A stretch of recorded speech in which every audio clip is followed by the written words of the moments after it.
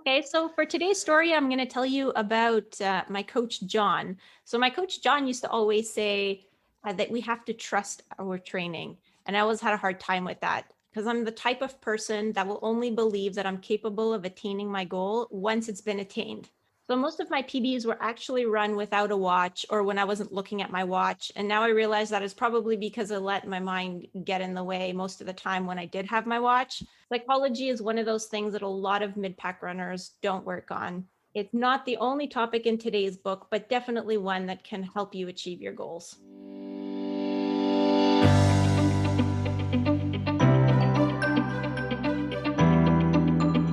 Hi, and welcome to another episode of Running Book Reviews podcast, where we review running books to help you decide if you would like to read the book for yourself.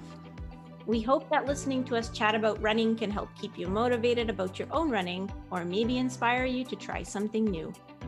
My name is Liz, and with my co-host Alan, we're going to talk today with authors Martin Yelling and Anji Andrews about their new book, Running in the Midpack. Running in the Midpack, How to Be a Strong, Successful and Happy Runner, is a book written for the mid-pack runner, which is nearly all of us, of course. Midpackers train hard and have big goals, so this book aims to help them progress in their running. Midpackers also have jobs and families, unfortunately. So the book tries to give tips on incorporating best practices into busy lives. There are 6 chapters and a conclusion. So six chapters are the mid-pack runner, psychology, whole body health, training, nutrition, race day, and then the conclusion. We're going to touch on all of those as we talk with the authors. So let me tell you a bit about the authors. First, Anji. Anji and I are actually fellow geographic compatriots, although I'm talking to you from Montreal. I was born very near to where Anji's accent originates from, if I'm not too wrong. She's been running since her 20s, has volunteered in many, many events, and eventually got into coaching, and she's a registered running coach and trainer. She's also a journalist and social media content writer for Events of the North, Marathon Talk, and Site Care Group, among others. Just saw an event around Good Gym that Anji was leading, if people know that organization. An interesting thing about Anji that I found out researching her for the book is she also has, and I hope you don't mind me saying this, Anji, she has a heart condition called chronic pericarditis, which she actually incorporates into her running program. So it hasn't stopped her from running. And maybe that'll come up as we're talking. I hope so, because these kind of things help other runners. Martin Yelling is a regular writer and coach for health, fitness, and running media. He's a current coaching advisor to Men's Running Magazine, has written for many different titles, including The Guardian, The Evening Standard, Metro, Running Fitness, etc., etc., etc. He also has a highly competitive running background, representing England at road and cross-country running. He also has a highly competitive running family. His sister is a double European cross-country championship. You may have heard of Haley Yelling. And his wife, Liz Yelling, is a 2-time Olympian and has a stupendous marathon PB of 2:28 or something similar to that. If Martin has any children, they're obviously going to be extremely fast children. Martin's also host of a very prestigious UK-based podcast called Marathon Talk. So welcome, Anji, and welcome, Martin, to our Across the Atlantic podcast. My first question for you guys would be, how did you meet and why did you decide to write this book? I can't remember. Anji will be able to remember how we met, as I can't remember. It must be something. But listen, thank you for a brilliant intro. And Alan, the thing that made me laugh the most was when you said, unfortunately, we have families. Yeah, that betrays me as a running nerd. Yeah. Unfortunately, sometimes. Yeah. Curse those families. Families do get in the way of this running game, don't they? Sometimes. It's good to be with you. Anji, how did we meet? Yeah, it was hi everyone. It was a fated exchange on social media. So as you've mentioned, Martin is the host of Marathon Talk podcast, and I was an avid listener of the show and didn't know what I was getting myself into. And Martin had a discussion on the show about how he didn't really know what he was doing with social media, and that was my job. And so I sent him a message and said, I'll do it. And that was 3 years ago, and now it's my job. But that was how we met. And I think the book idea came about a year later than that. So Yeah, just I think it's difficult to remember how it started because we do work on a lot of stuff together, and it's been a few years now of work in that way. That was how it began. I knew one of us was a professional and would remember Yeah. how we met. Yeah. And so how did you decide to write this book on this particular topic and for this audience? I think that the idea for the book came because of, I think the audience that you mentioned, and you described it there as just being, it's pretty much everyone, and that's such a good way of putting it. I think we've both, especially for me in recent times, it's all been mid-pack runners that I've coached and worked with, and I know Martin's work that he does with the London Marathon tends to be a lot in that audience as well. And for me, it was just a frustration of mine that there wasn't a book out there that I could give to the people that I coach who always ask the same questions. And it was, I didn't mind people asking questions because those people are the people who really engage with the process of their training. But as an avid reader, it was just it was a bit of a disappointment that I didn't have a book I could recommend to them. And so I just had this idea out of nowhere, thinking, maybe I'll just see if I can write, just do it myself, see if there's a book I could write. And initially I'd put a few things together for a proposal, and then spoke to Martin as my most brutally honest friend and said, what do you think of this? Will you tell me if you think it's a bad idea?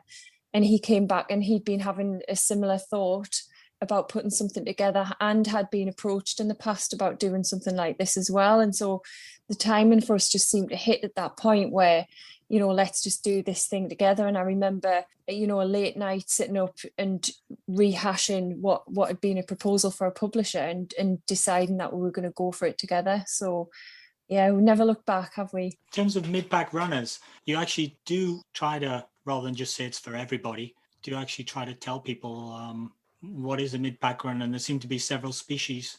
Maybe you could tell our audience, what is a mid-pack runner? You're close, Alan, that we did want to make sure that, the book had a target audience, and both Angie and I were well aware that target audience probably wasn't somebody, lacing up their trainers for the very first time. So, even in the way in which the language you use and the way in which you talk about running, with a complete beginner, and I've worked with quite a large number of complete beginners over the last 20 years, probably in the last 10, about 50,000 a year when I work with the London Marathon audience every year. But we knew that we didn't want to write something which was for a complete beginner audience, but also we felt there's a lot of content out there for newbie runners anyway. And then we didn't feel like we wanted to write this heavy guide, like a manual for performance, which was all a bit coachy and a bit sort of heavy on the VO2 max and the jargon. And we were like, well, there's got to be something in between that, and so that was when we thought, in fact, it's not just something in between that, it's lots of people in between that, so if you're not like first timer and you're not right at the sharp end, perhaps going to win some races, then this probably is a good place to get stuck in, I think. So that was how we framed it anyway, was, people that already run a little bit, know a little about themselves and the way in which they run, are passionate about the journey of becoming a runner in every sense, want to know more about perhaps ways to train, but also more about them, and how running shapes them. And so I think that's probably how we felt the mid-pack was defined. And I guess you are right. I mean, beginners, there are several books for beginners. And we've reviewed some books that are like more towards the performance side that, talk about VO2 max and everything. Well, sometimes they can get a bit serious, can't they? It's like sometimes it feels a little bit on the heavy side. And if you're like an Uber running, like we think we like running and we certainly enjoy it and we spend lots of time doing it, but there's also more to us and running informs us. But we can do other things, Mm-hmm. It's not just that. But I think also sometimes people that, and not that they're beginners, like people that have been running for quite some time, because we have people in our club that very much fall into the category of mid-pack runners. They train seriously, they follow training plans, but some of them, like, they will never read a training book because just the title, Daniel's running formula, will be completely, will just turn them off. And also this whole notion of like wanting like performance, sometimes it's just the language of it. It's not because they all want to perform better than they're doing. Otherwise they wouldn't be training so hard and they wouldn't show up to practice like 3 times a week. But yet, like you say, oh yeah, you're, you want to perform. And they're like, perform is, it's almost like a word, like the word doesn't sit well in their brain. So yeah, I agree that some of those VO2 Max books are a little bit hardcore. So one thing that I noticed about this book is that one of the first chapters is psychology. It's actually chapter 2. And a lot of books will talk about psychology, but it's sort of almost like an ending thought. They'll have all about nutrition and VO2 max and intervals. And then, just before the book ends, they'll have a chapter on psychology. Is there a reason why you guys decided to put that first? Yeah, we felt like it was one of the things that wasn't really touched on as much in books that we read and enjoyed.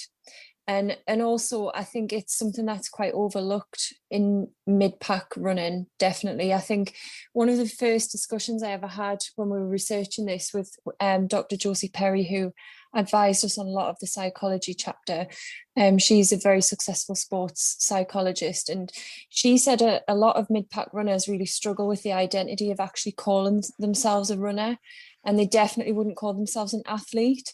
And she was saying that a lot of this actually comes from experiences at school. So if they hadn't been a sporty child at school, they might not identify as an athlete as an adult, even though that's what they are. And so from there, really just, we then got into really delving into what goes into the psychology of what you would class as an everyday runner. And actually, I think it's one of the richest chapters. It's certainly one that I'm most proud of, because it's not like anything in any other running book. And within there, we managed to weave in some real modern day issues, such as, social media pressures. I was really, big on getting that included. And a lot of the feedback that we've had from runners who've read it have said, that I haven't seen something like this in a running book that's allowed me to explore this side of me. And thank you for giving us the tools to be able to think about myself in that way. So we just felt like, particularly in the research phase, I think we rewrote this chapter about 3 times, and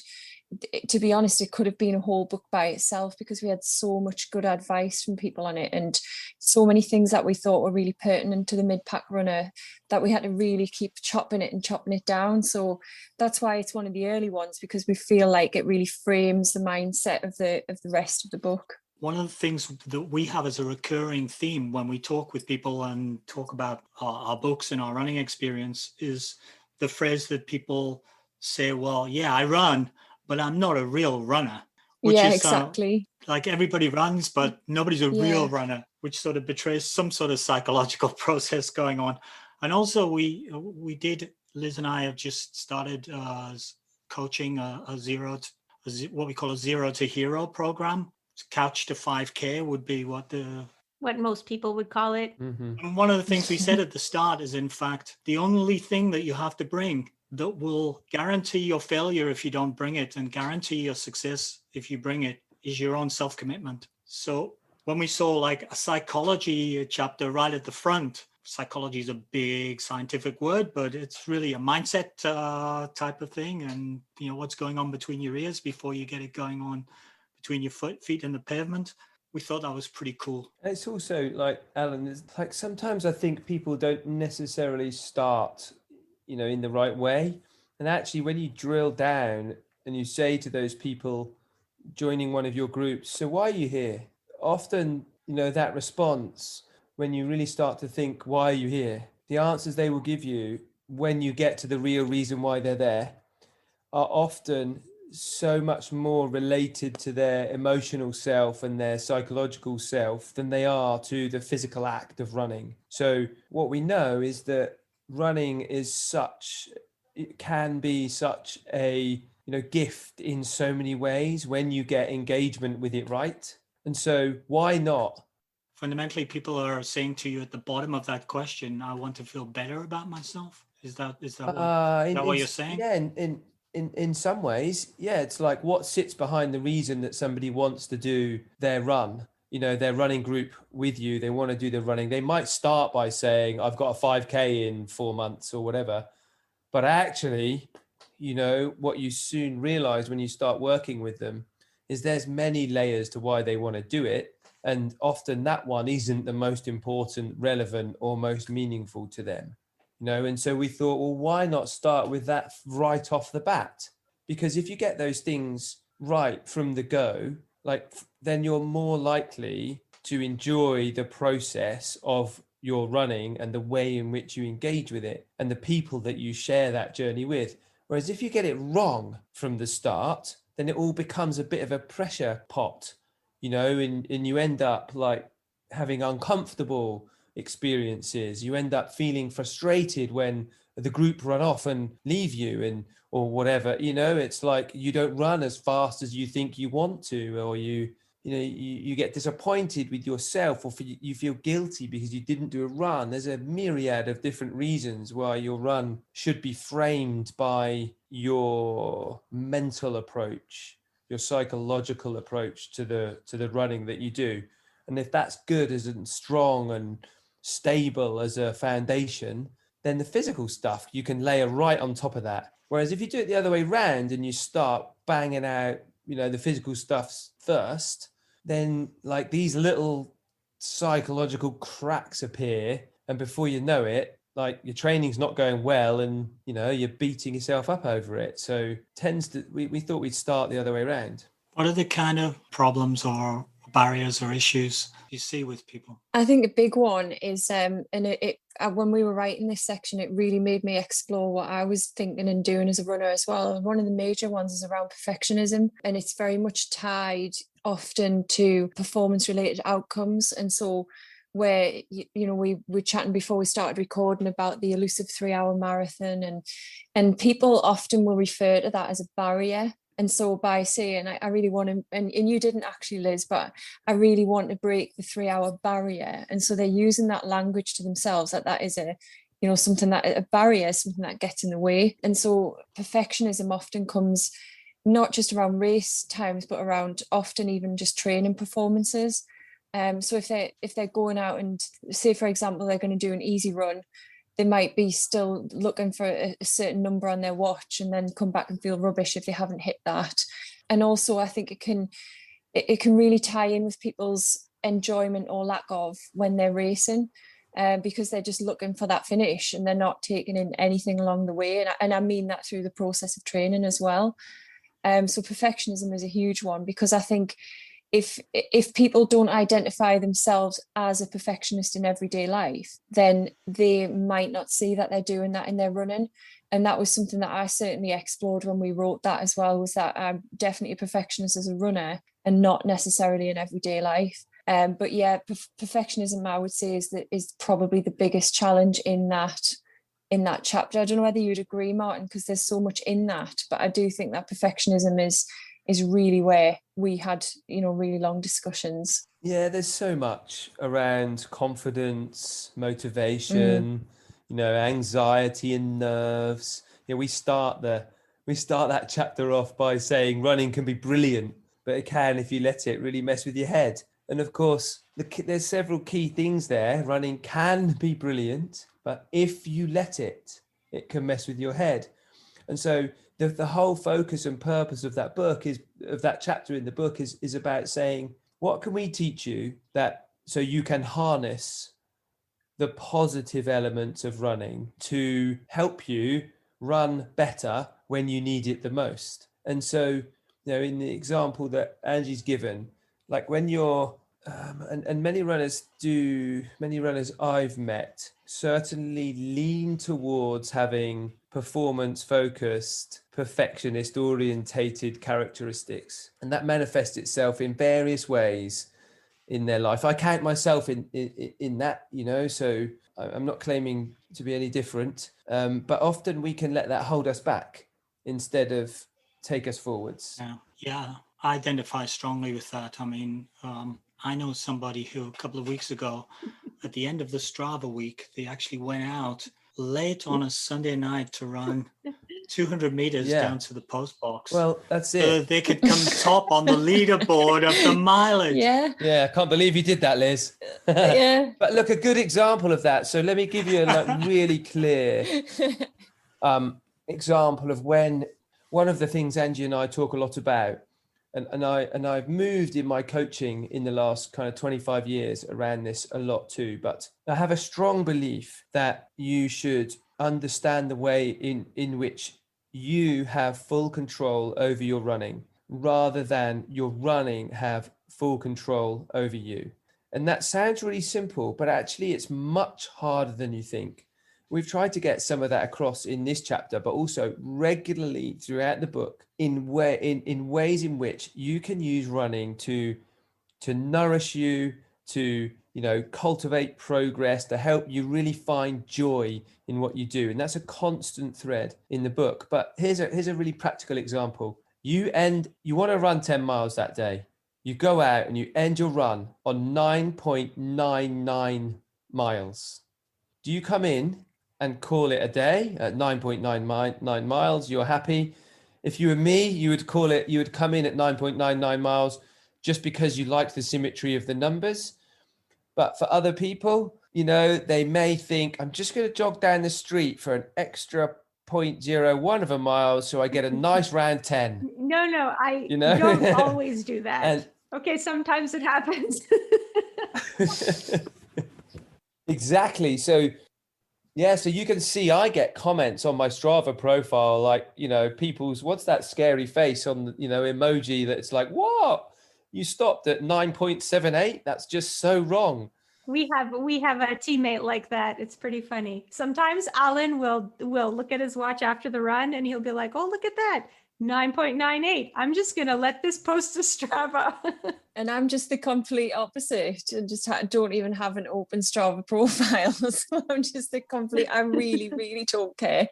And so a part of this is, when we try and talk about this in the book, is to put yourself in situations that purposefully make you a little bit uncomfortable. So I'll often say to somebody, why do you run without your watch today? And they sort of look at me. My coach, John, actually used to do that. We used to have workouts. We would have to give him our watch. And then we would do our intervals and we'd have to guess what time we ran. That's great. I like he said it was supposed to make us figure out what pace we're running by using metrics that are not time. By feeling the pace. His goal was to make us know what 5K pace feels like, for example, without having to look at splits every 400 meters. I think there's a lot to be said as well about and again, this is a big psychological thing is that especially if you are training for something, and I know we've lost that a bit in the last 12 months because of COVID restrictions and races being cancelled, but I think sometimes that this discomfort is a good thing, just to kind of reconnect you with why you're running in the first place. So I'm very much I like to have a set plan for the week. I know what the sessions are going to be. I know what days I'm going to run. And quite often, so Martin is my coach, and quite often I'll get a session that is just go and run for an hour and just run somewhere nice. And it's just and I'll just think, well, how far, how fast, but quite often I get things like that thrown in where it's a challenge, because you then go and you just go and run somewhere that makes you feel good. And so it doesn't matter about pace. And I think that it is about occasionally, whether that means taking your watch off or whether that means just going running for the sake of it, or, it's having that flexibility, I think, is so important, just to re-engage, as Martin's just said, with the things that make running so great and the process of it so enjoyable. Yeah, from a race point of view, we've just organised a 10K virtual run with the club. I organised it, and we did it on terms of actually, because we know the runners, I actually handicapped everyone. So I gave everybody an equalization process where they all started off with a handicap, which was bigger if they were faster and smaller if they were slower. So everybody had an equal chance to win. And then we had basically, it's a race, and all the results are published, and as people are sending me the the online results. I'm pushing them out on Facebook on a common page that everybody can see, and the results documents are online and you can see them ticking over. We actually had some people over that process. We created, a fair race process for all abilities. Had some people get so anxious that they won't run. Say, oh no, I'm not going to run. Do you have any advice for those people? I think it's very much like, yeah, it's a difficult one, because I've been in a mess like that before, where actually the last big race that I did before everything got cancelled was a bit of a disaster, because I was so focused on a finish time that I'd been working towards, and to the point where I just didn't perform on the day because I just didn't feel well because of the stress. And I think quite often it's for me, certainly it's been a process of switching off from that and not comparing, definitely not comparing to other people, but not comparing to what you think you've been able to do in the past, or, expectations, I think, are not always a great thing when you're comparing to other people. And so I think advice wise, I think it is just like to try and focus on the process of how you've got there, and usually the race outcome will take care of itself. If the process on the way there has been decent, then the result is just what it is. And some days you're not going to hit what you want to either. I wonder if it's worth, often when people say they don't want to do something, like that reticence, that reluctance is it's kind of driven by something. So I'll always want to understand what that is. And so you may not get to that initially from a coaching or even an event organizational point of view, like in your example of being a virtual. So you're doing it on your own terms. So you don't have to turn up and see other people, right? So there's no social interaction pressure.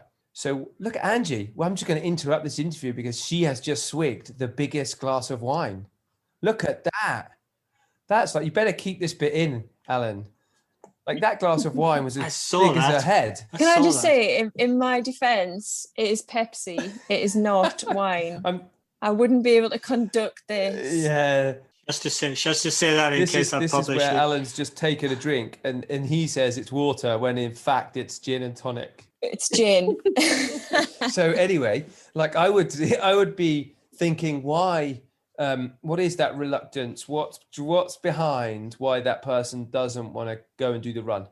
So for example, in the case you've provided, what about if I just made some results anonymous? Would that make a difference to you? Is it your name on a list? Do you not want to be part as a hierarchy? Do you want to do it, but do you not want to share your time?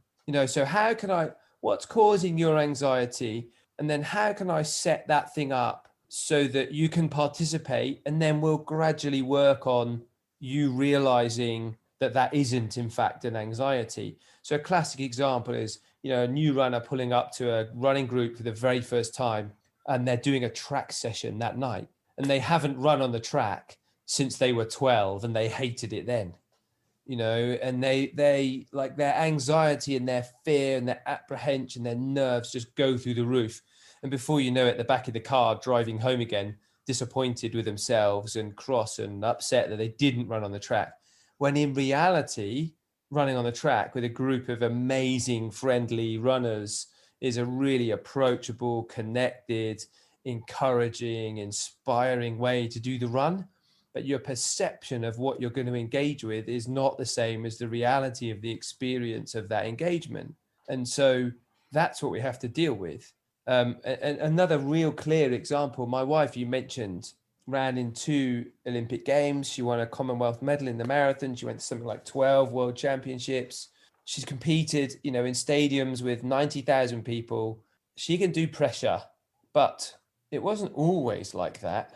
I can remember her at the start of national championship events in the UK crying with fear that she didn't want to go and didn't want to do it, and would be so nervous and so upset that she could barely toe the line. She was an international athlete for 24 of those years, for 24 years. And, I think in her early 20s, she was still really apprehensive and really nervous about performing at different levels. And like, it's a learned, gradual experience. So I think the biggest summary is it's really important, if somebody feels that way, to show kindness to them and to encourage them to show kindness to themselves. And the latter is often much harder than the former. So you can show them lots of kindness and be incredibly patient and provide a wonderful setting for them to engage and reassure them and be supportive and encouraging and empowering for them, but they can still beat themselves up about it and not be kind. And that journey takes time, so just letting them wrestle with that for a bit is the best way to help them through it. Great stuff. The people concerned will hear this probably because they listen to the podcast and they'll know who they are. Let's hope we can bring that forward. I mean, one of the things I've learned from doing the podcast is that, people say, think about how you would treat your own best friend and try and treat yourself a little bit more like that sometimes.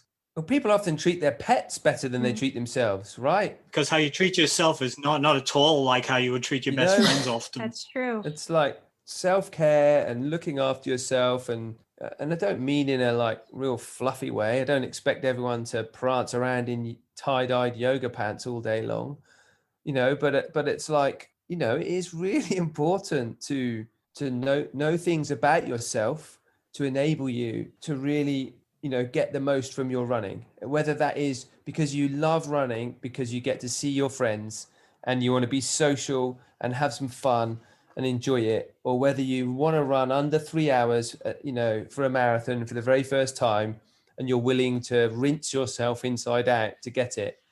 It's just about knowing and accepting what you want to gain from your participation. And that changes as well. That isn't always the same. It's okay for that to change. So the one thing that I actually find a bit hard is a lot of books in the psychology section, and yours included, they say know your why. Why are you really doing something? I've been trying to figure out why this sub 3 hour means so much to me, and I absolutely have no idea, but I will do anything and any training plan that it takes to get there. But yet I actually cannot tell you why. And so I was wondering, do you have any advice for people that want to find their why? Is it just a process you have to go through by yourself and eventually it dawns on you one day while you're eating your cereal in the morning? I don't really know. I want it so badly, but I have no idea why. I think it's a massive reflection exercise, isn't it? Because I think you would never have said, I really want to run 3:02. I really think 3:02 would be such a good time. No, not the same. And you would never just pluck a number like that out of the sky. And yet with a 3, a lot of people do, and a lot of people faster than that might have a 2:45. And I just think it's the same for you've chosen the marathon there, but it's the same. I find a lot of runners who come to me are they have this magical sign around the 20-minute 5K. And it's about reflecting on that why, and really important to ask yourself a lot of times, because you will get to it eventually. And I think sometimes it might even come from, because when you started running, you may have known someone who ran that time and thought that was a really amazing thing, which it is. And you to have worked to that level and know that you're close to it. Perhaps, this is just me guessing, perhaps you've looked up to that time because you've seen someone else do it, and in the past you've thought it would be something that you couldn't achieve. So quite often I think it's that, and I think sometimes it can be something that a family member has done, or somebody that you admire has done that time. For me, it tends to be, rather than a time, it tends to be experiences that friends have had. So friends of mine that have run New York Marathon, they make me want to do New York Marathon, and it's because I've seen that they've got this great experience. Mm-hmm. And I guess with a sub 3 particularly, I think it is this benchmark of the holy grail of marathon running, especially for mid-pack runners, to be able to do it. And I guess as well, is there an element there of, this is something I can tell people forever? I don't know if you've read a book that I love about marathon running is 26.2 Miles to Happiness by Paul Tonkinson. It's the same publisher as ours. He's, a club runner who's run his whole life, and he's a comedian, so it's really hilarious the way that it's written. And he's had several attempts at trying to break 3 hours, And his experience is told through the book on marathon day when he's going to break this elusive time. And he comes back a lot of stuff, even, back to his childhood, and it's proven a point to someone in his family who he didn't have a great relationship with. And so, we say in the book a few times, it is only running, but it is tied to a lot of these emotional experiences that you'll have had for many years that may just be a little bit buried somewhere. So I think two things in that. I think look to who's inspired you and maybe see if you're, projecting something that they've done. And also always ask yourself, usually more than twice, what the real reason is, particularly when you are reflecting afterwards as well. Anji, you're spot on, because a really simple exercise with that, Liz, is 5 whys. I just can't get 5. I just don't know. I've just had this goal for so long, and I don't really know. Like, it all started with running 3:14, and my coach at the time, John, said, well, next logical step is 3 hours, and I trained for it, and I didn't survive the training. And that was back in, that attempt was Boston, and it was in 2011. So it's going to be a decade now. Wow. Yeah, that is a long journey. Let me ask you one simple question, Liz. Like, in what ways would your life be different if you ran 2:59? Well, I would be able to keep up with my training partner, Alan, because he's getting faster. I don't know. I can't talk to him about running books if I'm not as fast as he is. But that's a good question for you, like, reflect on that for a little bit, because I'm pretty certain it probably wouldn't be any different if you ran 2:59. There might be an element of motivation intrinsically for you, or a sense of achievement, or personal sense of, pride, but effectively it's fairly arbitrary. I hate to dampen that enthusiasm for 3 hours, but ultimately it's pretty arbitrary. Your kind of, experience of being a runner doesn't fluctuate that differently between 2:59:59 and 3:00:01. But I understand having spent ages, trying to run under 30 minutes for 10K, like, it was important I ran under 30 minutes for 10K, and under, like, they would provide me with, motivational barriers to get out, motivational kind of support for me to get out in the morning when I thought, right, this is something. And like, so throughout the book, we talk about trusting the process. And one of the things we try and encourage people to do in their running is to focus much more on the process of the engagement and trust that the outcome will come as a result of that process, over and above a focus on an outcome-based goal. In your case, 3 hours, 2 hours and 59. It better be 2:59:59 and not 3 hours and 1 second, because that's not going to do it. So, like, maybe when you stop focusing so much on that, and start focusing much more on, overtaking Alan, then the 2:59 will come. And I think this is reflected. I listened to a podcast a few weeks ago, and it was an athlete, British athlete who you may have heard of, Alison Dixon, who is the 50k world champion, and she's a superb marathon runner and ran in Olympic Games, and they were talking to her about this exact thing, and about the getting hung up on training paces and things like this. And she was saying all of her personal best she ran without a watch. And it's partly to do with what you mentioned before, Liz, about, just running for the sake of, learning that pace and learning what those things feel like.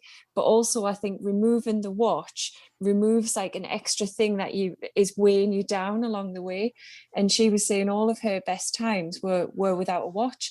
And I think that just goes to show that for her in particular, like, the process of doing that had been so good that she was able to just rely on that feel on the day, including a marathon time of 2:29 and something, to be able to go to the Olympic Games. And she'd run all of them without a watch, or without a watch, with her watch covered over. So I think that comes back to it as well. I think is knowing and really trusting in that, because she, using the example of Ali again, that she'd really engaged in that process to have that confidence on the day to just go for it.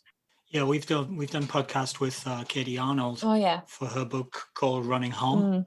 and she talks about going into a flow state and in fact achieving her best results, including winning Leadville, I think, the Leadville Ultra, when she's not concentrating on her time, and in fact when she ignores that factor and she concentrates on the state of her running, the mental state of her running, which she calls flow state, and then the time comes. Yeah. Because of that. It's probably a good segue for our next chapter on whole body health. You know, our mind's in the right place, and then you're talking to us a little bit about how to put our body back into the right place. I was particularly interested in sleeping, Especially since retirement. I'm a big fan of that. I've adapted. I used to be a big executive, and then I used to sort of burn myself on 6 hours a night of sleep, and now I just no alarm clock. If I need a nap in the afternoon, well, that's what the professionals do. So they must have something going for them. So I'm heavily into rest and recovery. So is that the big one in looking after yourself? I think so. And I think when we started writing this chapter as well, it was one of the things that we did was I've still got it actually, was like Martin drew like a really messy sketch of foundations of a house that had to be good in order for things to be built on top of the foundations.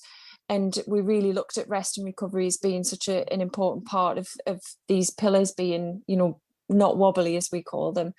And yeah, it was a great chapter to get stuck into, because again, I think, you know, just talking about rest and recovery, we had the question, who really ever gets enough rest and sleep? Certainly not parents quite often. You know, if you've got a pressure or a deadline of work, you've just mentioned jobs, usually people who work shifts, all of these things are really important. And I think particularly for the mid-pack runner, they might not see that is having an effect on what they're doing when they train. And so that was definitely something that we wanted to explore. And for me, I'm a big advocate of strength and conditioning, and I really want to get a lot on that in this chapter as well. So again, it was probably stuff that mid-pack runners in some weird way didn't feel like they deserved to spend a lot of time thinking about. And so we just wanted to really guide them in that direction. And what would you say to your mid-pack runners that don't like strength training? Because there are a lot of those.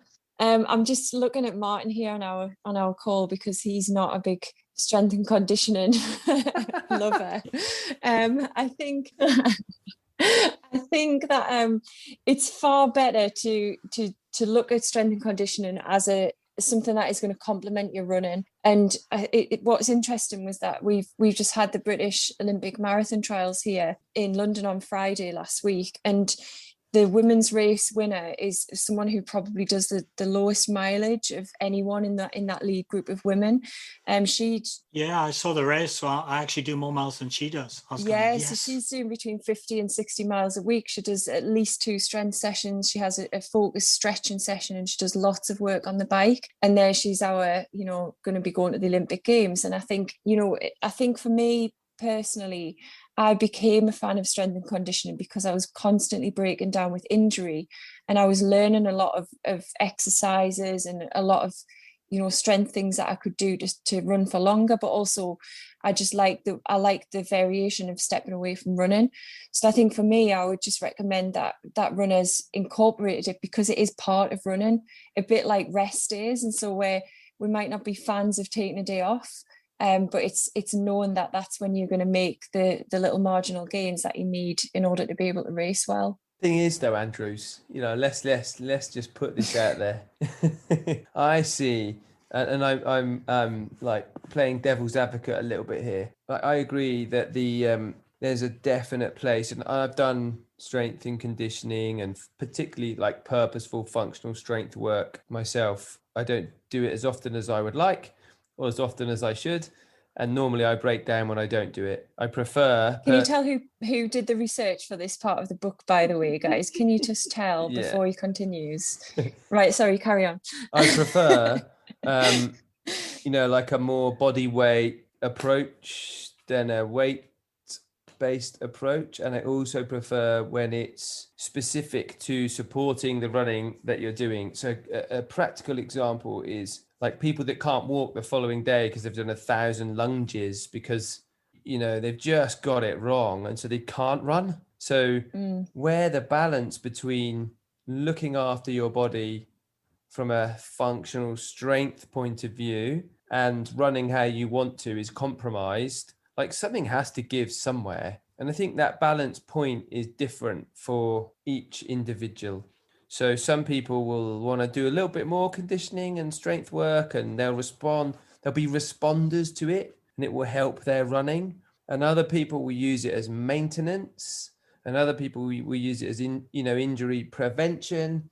It's just sometimes I think we can get a little preoccupied. Nobody says to you at mile 23 of the marathon, would you just do a few deadlifts right now? But at the same time, some of those, it may mean that biomechanically doing those deadlifts in your training means that when you get to the latter stages of your racing, you're stronger, you're more able to tolerate the discomfort of suffering at the later stages of the marathon, and your body's been better prepared for you to do that by the deadlift preparation or whatever it is that you've been doing. So it's not that I'm not a fan. I tell you what else, I also find it really boring. Like, it's boring for me. Whereas Angie loves to strut around the gym, kind of pop in the whatever, calf in the mirror. You know what won me over? I'll tell you what won me over is I saw a video of Mo Farah doing strength training on the side of the track.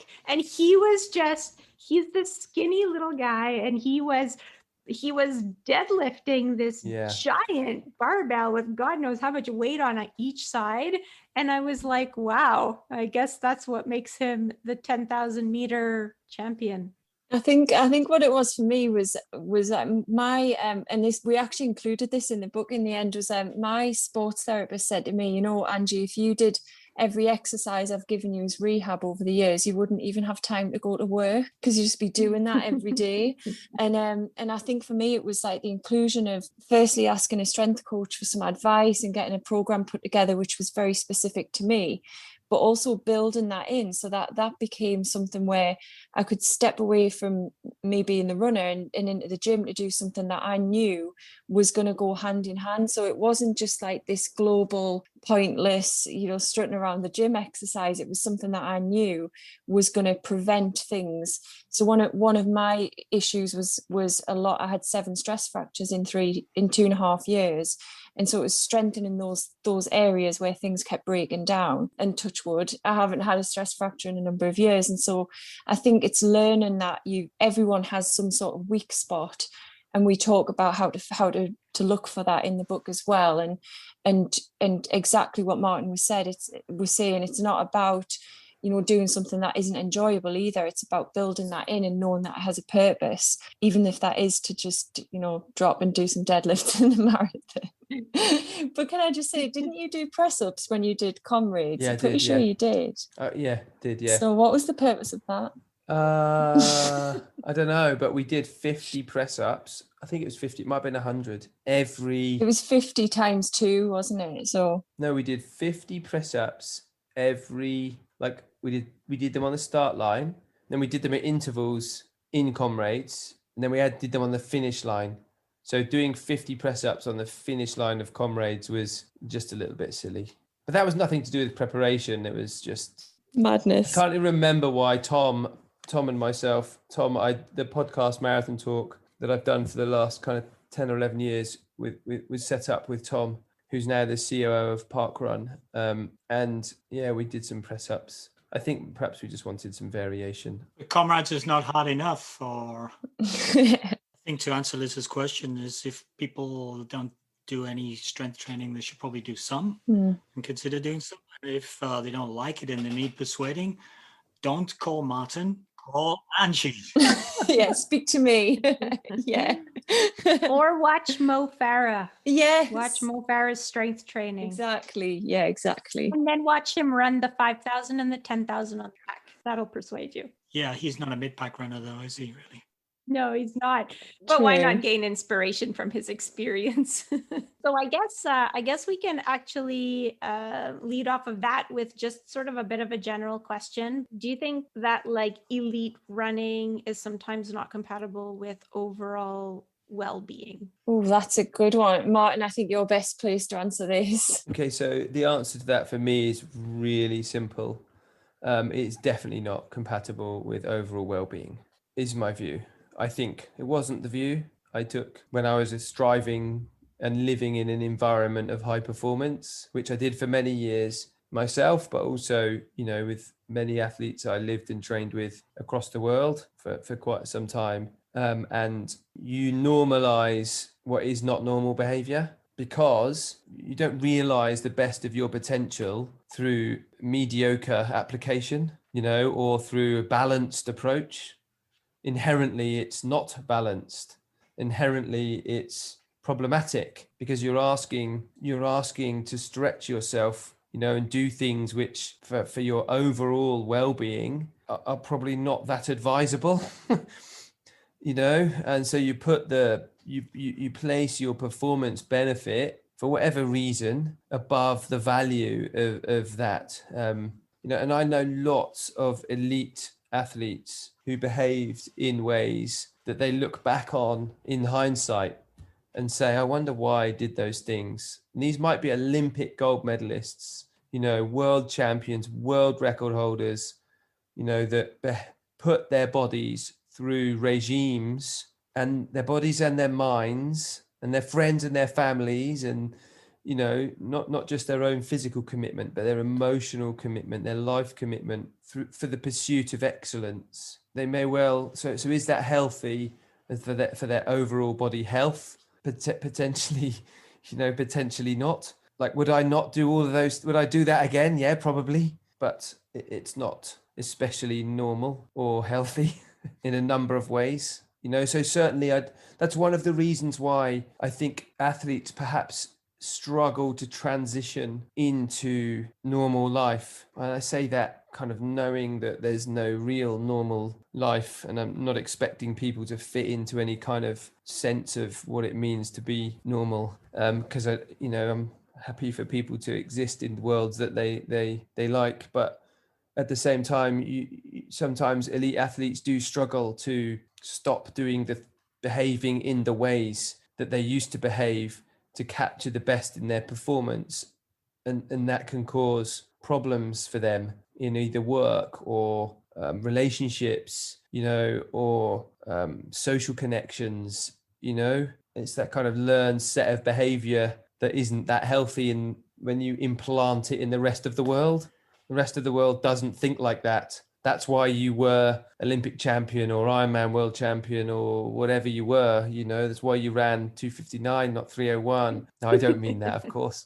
But it's what makes you stick out, and it's not always healthy, but it's not forever either, So congratulations to the Midpackers, because they don't have that problem to deal with. But at the same time, they kind of do, because they're chasing their own goals that are high level. Their own elitism, yes.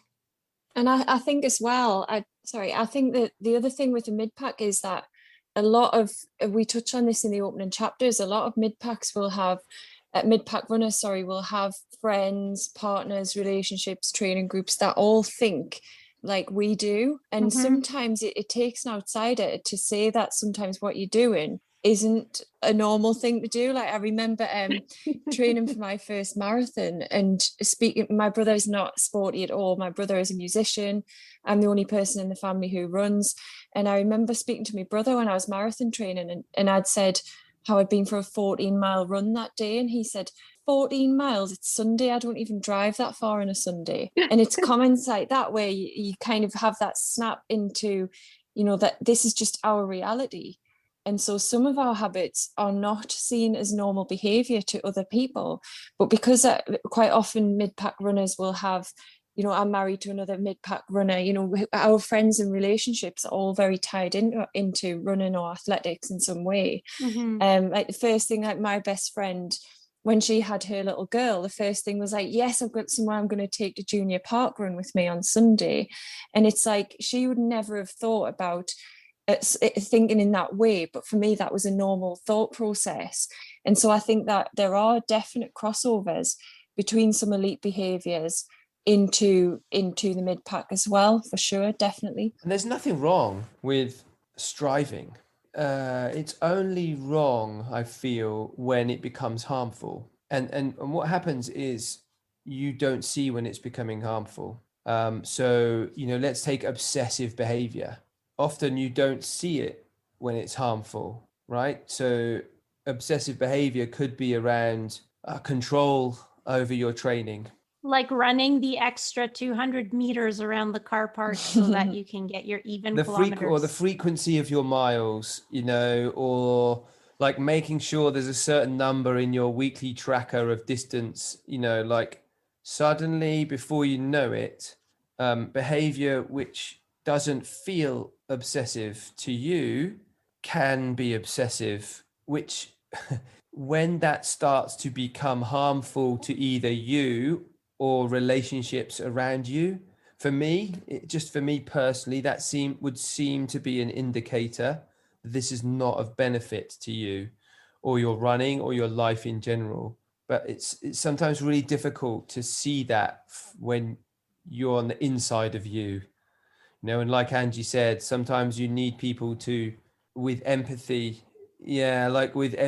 kind of help you see, that maybe isn't helpful to your running, or to you as a person, or to your relationship with that person. I've lived with my wife for 28 years, and for many of those it was quite normal to run twice a day. It's really not normal to run twice a day. Okay. It's really not great for Saturday nights out when you've got another run to do that evening. Except on Thursdays, because Thursdays is double up day. But Everyone knows that. Yeah, it's just when it comes. I think a really good indicator is to have enough self-awareness that you can see when something's moving towards being more destructive than beneficial, and then to have an internal regulator that has the strength to volume that down rather than up, which is very hard to do, but nonetheless important. Okay, those are all wise words, and I think everybody has their level, as Liz was saying earlier. Everybody has their point at which they think, oh, this is where I'm stretching, and maybe I'm becoming obsessive rather than focused. Although if all your training partners are also obsessive, then it'll just be normal, and so then it's okay, it's right, so guys? difficult. It's that balance, isn't it? Because no, it's not okay. I mean, Martin there talks about having the person who sometimes needs to step in, and he's definitely mine. And I think it's interesting how having someone to sometimes point those things out to you can be quite painful, but also how it helps you to learn to see them in yourself as well. And we've had conversations over the years where Martin's pointed out things to me that I've been doing that are obsessive, where I've kind of gone, well, yes, I know that. And then it's taken me a few days then to accept that it's definitely been done through kindness. And it comes back to what we said before about how you speak to yourself, and having those honest conversations with yourself are so important. And if you're recognizing things in your friends, it's having those open conversations in them as well. But it's very, very difficult. It's such a fine line to get it right.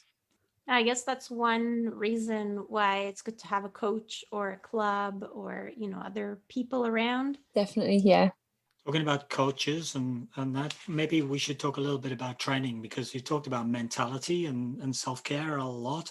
But actually there's a chapter on training which is it's general, but it covers all the topics, I would say, and is nicely put together to explain jargony things, beginner's jargon, so to speak, training zones, and what's an easy pace, what's a tempo pace, and what's a threshold pace.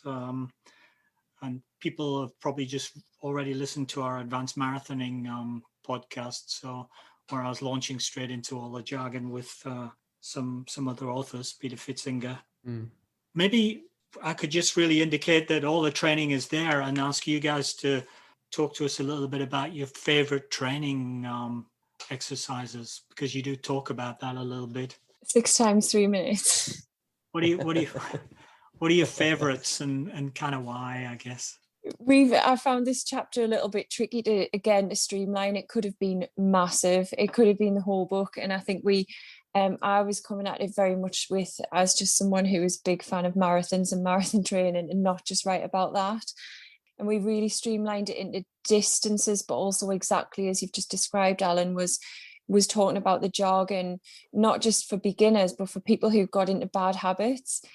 So I coached someone a few years ago who always ran, his stable run was 8 miles 4 times a week and always at the same pace, and he couldn't understand why he wasn't progressing. And so we just wanted to give people the chance to reignite things that they might have forgotten, or try things that they've been afraid of trying, and also give some clear session ideas that might just break a bit of monotony. And this book, let's not forget, was released in the UK in the middle of a lockdown, and so people were still running by themselves or with one person. So quite often they're getting into these bad habits that we hoped, we might be able to press a reset button for these people to start again and again, engage with process and bring a bit of enjoyment. But in terms of what we enjoy doing, my learned favorite session has become a session that Martin gives to everyone, which I'm sure you'll describe. But yeah, I think it was a chapter that we really tried to not make too serious, because we'd spoken a lot about coaching conversations that lead to better running, and not always the really serious nitty-gritty things. But there's definitely a place for that in this book as well. I think there's, and we kick this chapter off with the example of the blend of application of the kind of art of training and the physical doing of the training, and the creativity that can come with that. So it's really easy in a book to, describe approaches to training and philosophies and approaches, and should we do this and should we do that, and debates around training. And so we didn't really want to get into that. So we produced like a lot, I'd say half the training chapter is stuff that you can find out in any running book. It's really standard stuff around planning training, around types of training. But then there's little elements of that kind of should sing to the other chapters. Like you can do all the best training in the world, but if you relentlessly hit the dickhead button repeatedly, your training is not going to work, right? So it doesn't really matter what great sessions you do, how many stellar workouts you have. If you are just pressing the dickhead button, training is going to break. There's times when you have to ask yourself, I hope this is okay for your podcast, am I pressing that button today? Is this run making me better? Is this the right training for me to do today? Why am I doing this run? What do I want to get out of it? How hard do I need to push? Do I need to back down? Have I done enough? Do I need to do an extra rep? Like, what's the deal? And understanding that application, I think, is the art of training. The easy thing is to download some generic waffle from the internet and just follow it.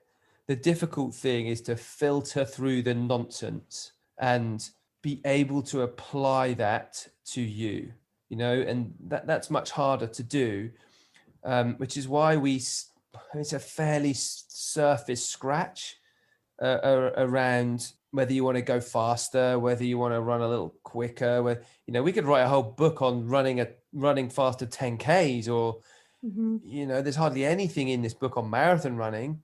I could write a whole book on how to run a better marathon. But that wasn't the purpose of this book. So we tended to say, okay, here's some ideas for running quicker, if that's what you want to do. Here's a few sessions.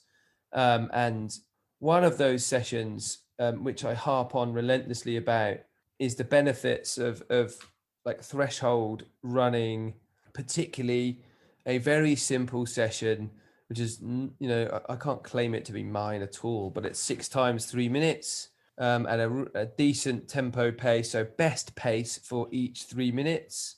So it's a classic interval session. And I like to run it with a 90-second recovery because it's easy to remember. But of course, that depends on what you want to get out of the session. That can change. You could take longer, have a little bit longer recovery if you want to increase the quality. Particularly if You want to increase the quality of your ability to sustain an effort pace across all 6. And you've noticed in your training that for like effort 5 and 6 are always just a little bit harder. It's hard to maintain. It's all right to have 30 seconds extra recovery for a few weeks or a minute extra recovery. And it makes all the difference to mastering this session, because you can deliver on the final rep without it going to pieces, just by having maybe 30 or 45 seconds extra rest. And then you slowly take that rest back off yourself again until you can hold that best pace for this session. And then you try and run quicker for the 3 minutes and try and hold the 3 minutes.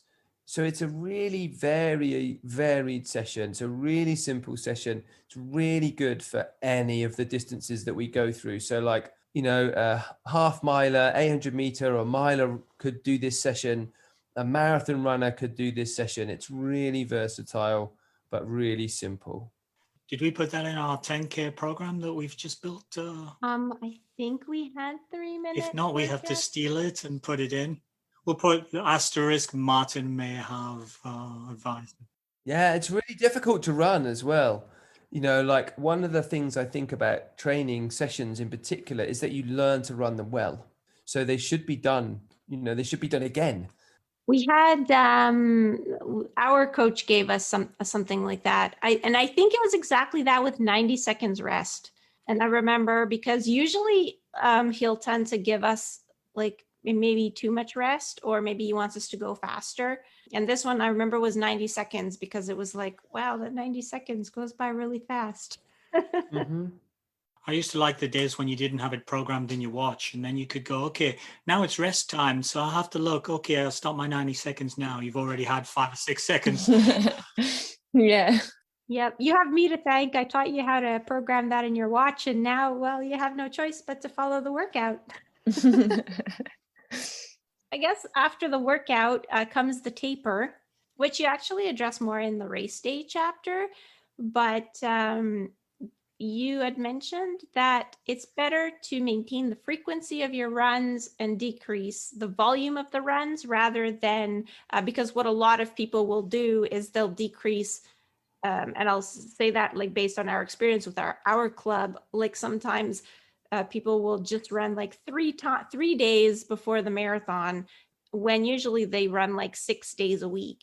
But your strategy is a little bit different. So what do you think the benefit is of having small runs but maintaining frequency? I think this comes from it just being a very learned thing. And I think, again, because it's a book for people who run a lot anyway, I do think that everyone has experience, hopefully, of some sort of taper for a race, and they will understand what works for them. And so I think that one of the things that I've certainly learned in my taper is that if I run, if I chop the runs in half and do 3 instead of 6, that would really play havoc with the psychological factors, because I would think this is not my normal routine, and I would feel a bit antsy around that. But I think there's also a lot to be said for keeping the frequency, because it is part of your natural body's rhythm as well. But I guess that the reason for taking the volume out, or taking some of the intensity out of it as well, is that you are keeping up that routine without potentially doing yourself any damage in that week, or 2 weeks, whatever the taper looks like for you. I think some people will take even longer than that, some will be shorter. But I think it's all about experience, and within the Midpack, I guess the taper period is different and personalised for everyone. So I remember watching Liz prepare for, major marathons, and spending like 2 weeks lying on the bed before the race, like thinking, I've got to rest, I've got to rest, I've got to rest, I've got to rest, I've got to rest. And then piling into a marathon, like unable to move, and, she's lethargic. I think that particularly if you've been running for longer, a taper doesn't need to be as shallow. So like you can have different gradients of taper, like a long, shallow, or quite a steep taper. Just in my personal experience of working with people, particularly as they get a little older, they probably can keep running. Yeah, Alan's got his hand up there. He's only 27 as well. Yeah, I took that personally as well there, Martin, as I'm moving into vet 40 category. I took that very personally. But they can, not only can they like run up to race more, they can maintain the running up to race, but actually they run better when they do. So that's not to say you make the classic taper mistake of, you know, testing yourself out in race week and overcooking it and doing too much. You should be wise enough to not do that. But actually your body is used to a volume of training and to a frequency of training, and to starve it of that, you know, in 3 weeks before the race, you know, you end up feeling worse and you don't perform any better. So you almost may as well keep your rhythm going, you keep your running going, you keep some intensity in, you keep a little volume, but you know, you don't go crazy, and like it keeps everything together. You know, I think there's a change also depending on the prioritization of the event that you're doing. So sometimes you can just run through an event and it's in the middle of a training week. You have to be really middle of a training cycle, for example. And as long as you're comfortable with that as an outcome, you framed that going into the event, then you should be fine with that outcome. And then other events, you'll want to be more diligent with, you know, refining your taper so that, you know, don't make any mistakes. I remember once there's a marathon runner in the UK who said to me, he's an elite marathon runner, he went to the Olympics and, you know, very snappy. And he said to me, yeah, well, I did make a mistake in my build up to this Olympics marathon because I had loads of spare time. So my wife made me build this shed. This kind of classic mistake of doing lots of spare time, doing something completely different. So yeah, you need to be wise and cautious, but you don't need to wrap yourself in cotton wool and do nothing. Yeah. And I guess in the same vein, what about nutrition? Like, so the nutrition chapter was not like prescribing any sort of diet or anything, which was very good. Like, I like that it was kind of general. But you did go into some things that I guess to help people feel more in control. So things like figuring out what you can eat in the morning before an event, learning how to control your bathroom habits, those kinds of things. Do you have like one favorite tip related to nutrition or race day eating or anything like that you think people benefit from, or the most common question? I think this chapter was definitely formulated through, as I mentioned at the beginning, a lot of questions that we've been asked many, many, many times. And I was at the London Marathon Expo with Martin a few years ago, and even the day before, runners are coming up to Martin saying, what should I have for my breakfast tomorrow? And you think, well, you've left that a little bit too late.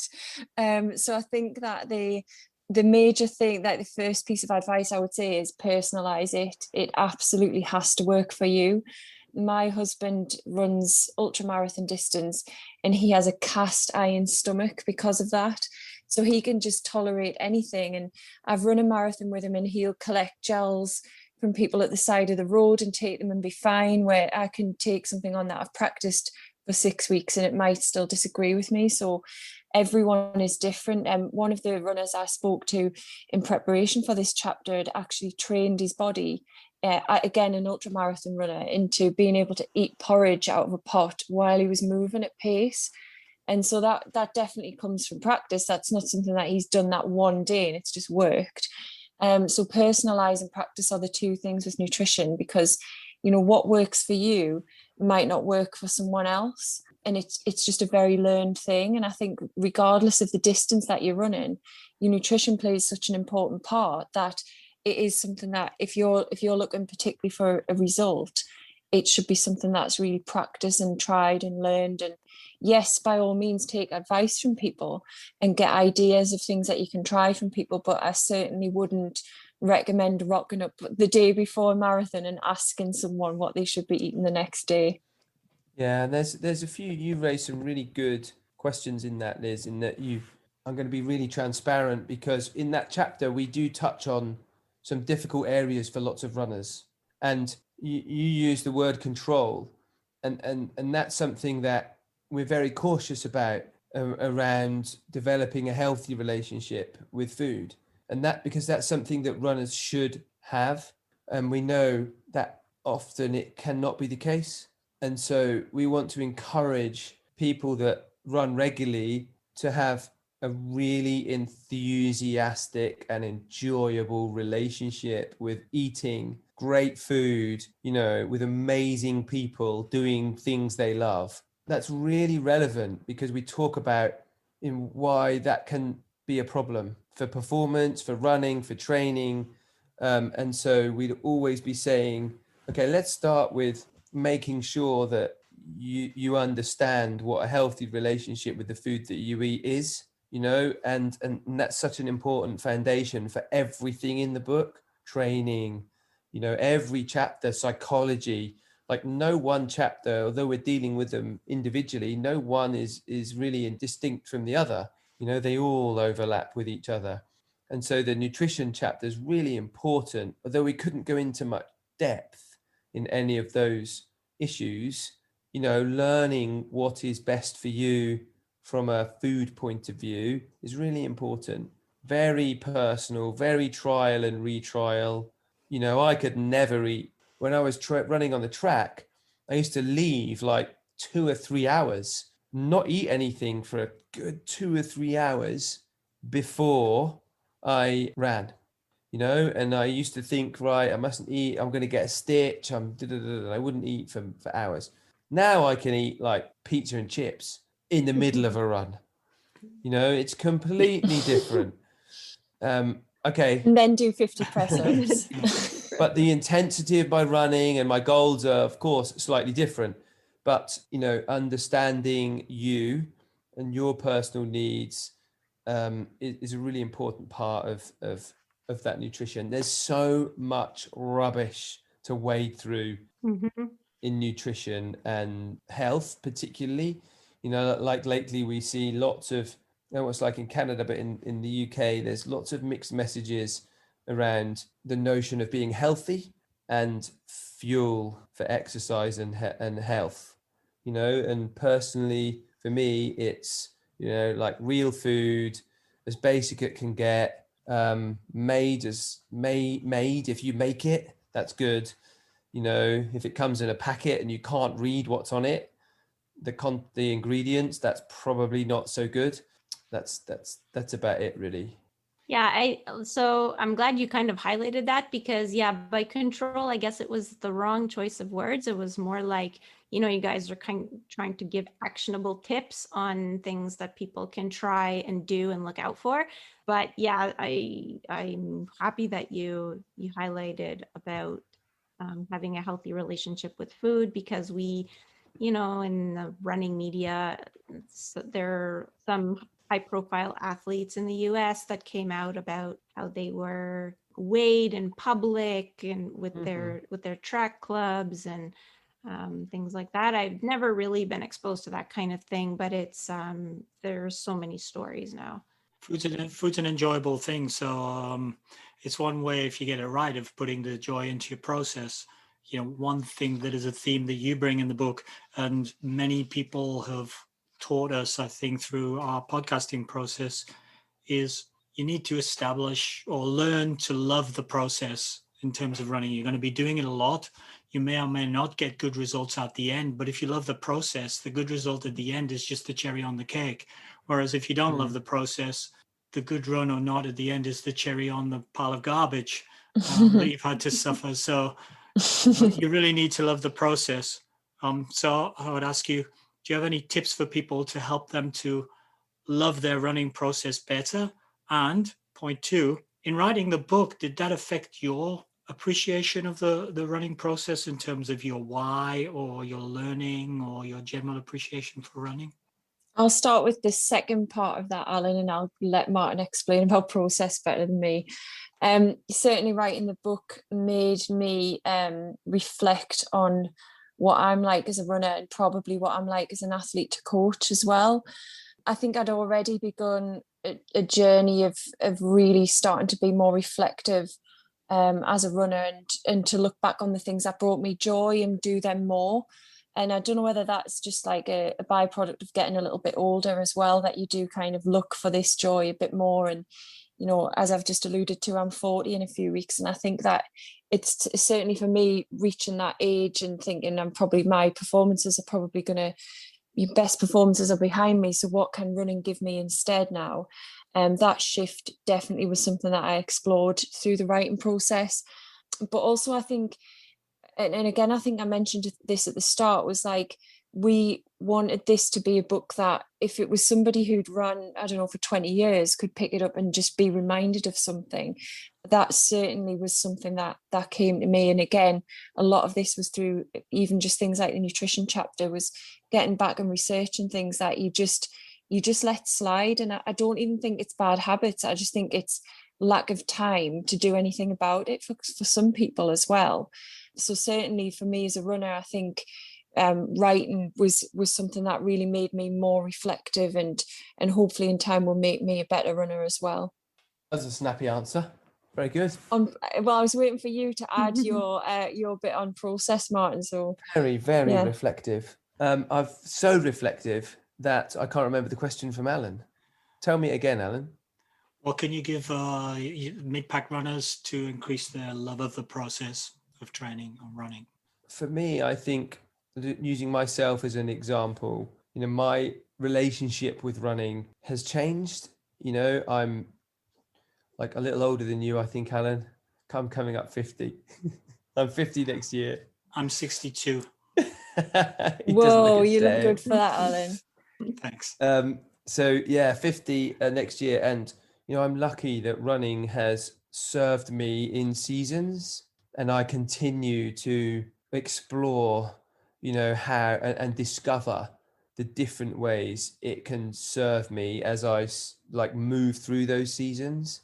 So as a 25-year-old aspiring kind of international runner, I wanted to run as fast as I could.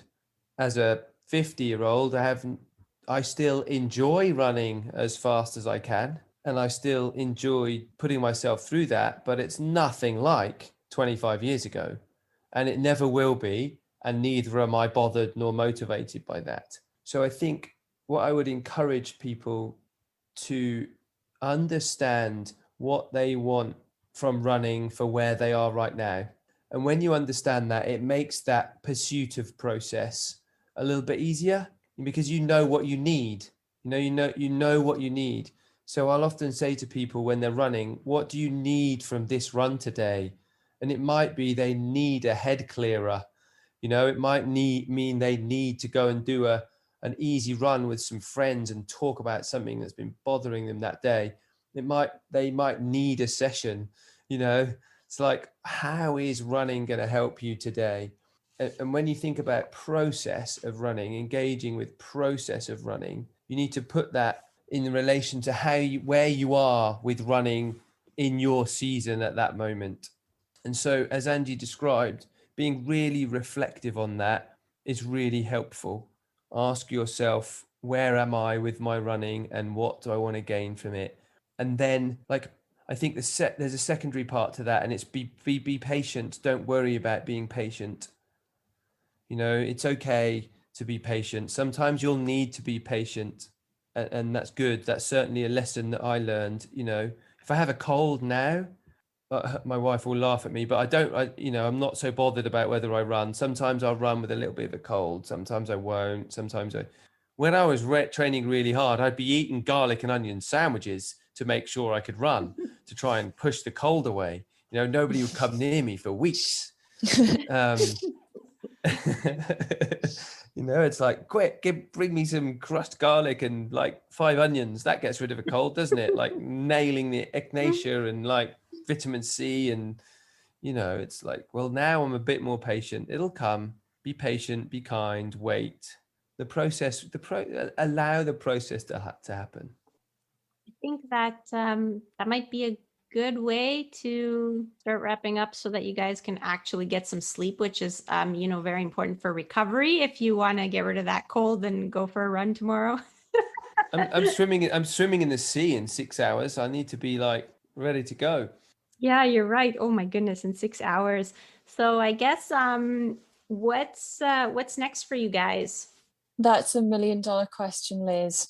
Oh. We we are the book is about to be released in the States next week, so we're really excited to see how it does across the pond, and whether people will understand and engage with our ramblings is something that we look forward to finding out.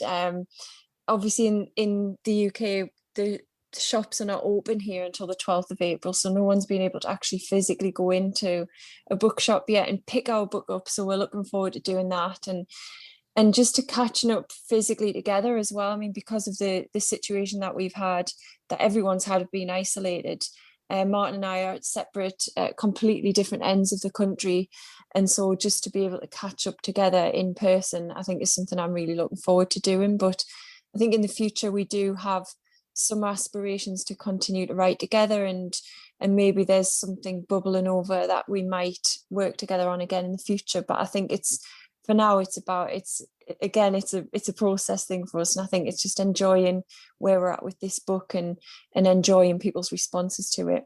Anything to add to that?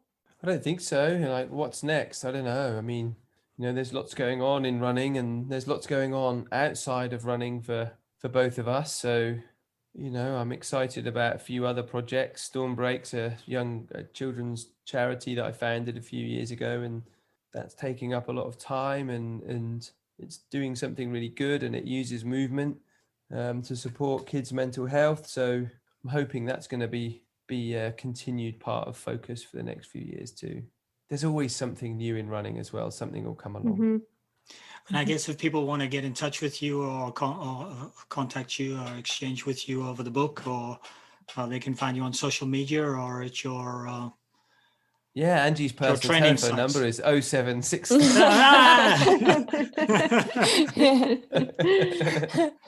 Yeah, I'm on Twitter. I'm at myelling. I'm on Twitter and Instagram at Anji Andrews, but we are available through the Marathon Talk podcast at Marathon Talk as well on all the platforms. Okay, cool. Maybe if you're having a marathon talk for sub-3 aspirants, you can get Liz on talk about her. Yeah, you have to keep us updated, Liz. We're going to need to know now. Okay. Well, hopefully in October, if the marathon happens, yep, definitely, I will let you know how it went. Yeah, keep in touch. Just in terms of overall thoughts on the book, I think if you're doing a bit of running, I guess I think Martin touched on this earlier. If you're doing a bit of a running, but you want to understand more, or you want to look for some improvement areas, this is a great book for you. And that's nearly everybody. I think it's clear that the authors, Anji and Martin, live and love running, and it shows in the writing of the book. That comes through, anecdotal stories and backgrounds and opinions, as well as research. The book's an easy read, explains subjects clearly, without too much jargon, but enough depth that you can identify with it at your point and dip in. It's clearly for mid-packers who are looking to progress as well. If you're a plodder and you're happy to just turn up once or twice a week and plod out your mileage, it's probably not going to offer you that much, but most of us are not that mindset. Everybody's looking to improve a little bit in their, wherever they are on the mid-pack I enjoy spectrum. a good plot every now and again, Alan. What you Me do in your too. private life is up to you. Liz, do you have thoughts on the book? Yeah, so I mean, along the same lines, I like, that each topic was sort of divided with a heading. It was really good reminder of, things for most of the people in the mid-pack. I think we've heard some of the advice at least before, but it's a good reminder. And I love the visuals. So like you talked about the recovery pyramid, because we do get kind of carried away with, there's this new foam roller, battery powered, that massages you at the same time. And you're like, oh, this is good. This is the key to recovery. But actually, if you just slept an hour more every day of the week, like, it would probably give you way more than the battery operated foam roller. So I think it's good. It brings you back to the basics. And I liked that there were like lists of things. Like I loved, in the weight training section, you sort of suggested, well, if we would suggest certain exercises, here's a list. So there were a few examples of that, which I thought were very helpful because you could read about it, but then at least it was summarized for you in the list. So yeah, and easy read, like Alan was saying. I enjoyed the book very much. So a big thank you, Martin and Anji, for giving up all your free time and because you're in the UK, your sleep as well, which is pretty important. It's much appreciated. The other days will now need 2 hours of extra sleep, so you can make up for this sleep that you're missing right now because of us.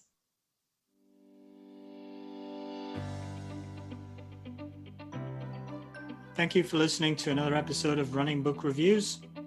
Big thank you to the publisher, Bloomsbury Sport, for providing review copies and for putting us in touch with Anji and Martin. If you'd like to leave us feedback about how we can improve the podcast or want to suggest a book or that you'd like us to review, please leave us a comment on social media.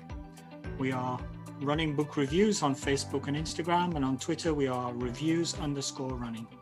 Please also follow us on social media to find out about new episodes as they're released, or you can just subscribe to the podcast on your favorite streaming platform. That's all for us for this episode. Bye. Bye.